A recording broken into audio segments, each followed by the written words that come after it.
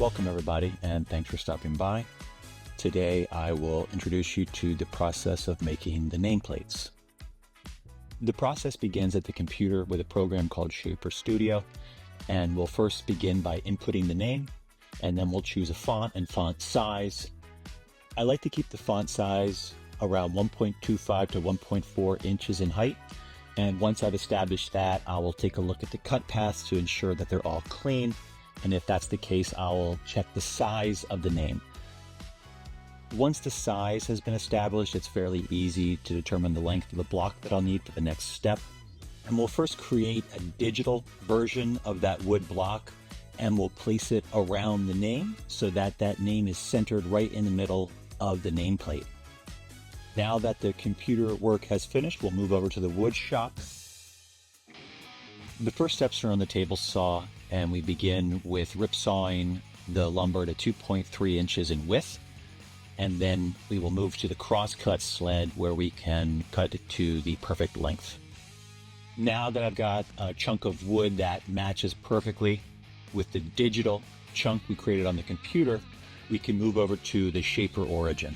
The Shaper Origin is a handheld CNC that allows you to get extremely accurate results using a hand tool. We'll choose the appropriate digital file and overlay that on top of the block of wood. I take the digital block and lay that over top of the actual block, which centers the name right in the middle. And now we can begin cutting out the letters. The screen on the tool will show you the cut paths, and you begin by dropping your bit down to the appropriate depth, and in this case that's 1/8 of an inch, and follow the cut paths. Once the name has been cut, we'll sand the top of that block to remove some of the fuzzy bits of wood from the edges of the cutting. Next, we're going to pour some epoxy into these negative recesses.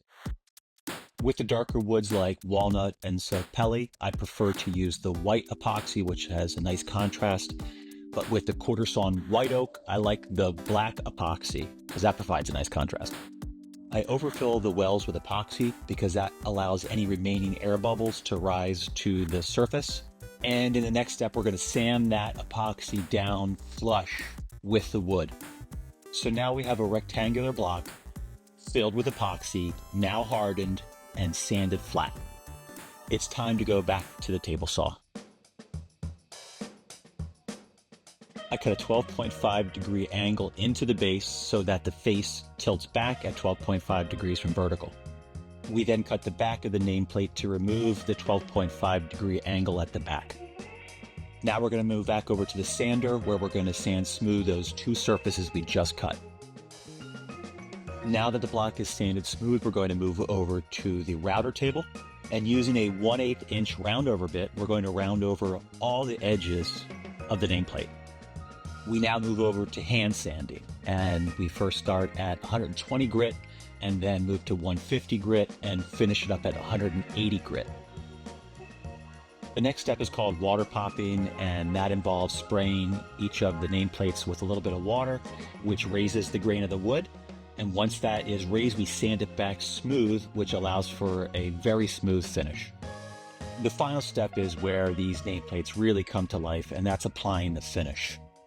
I use a natural plant-based finish called Odie's oil, and this is made in Tallahassee, Florida, and this stuff smells amazing and is safe enough to actually eat.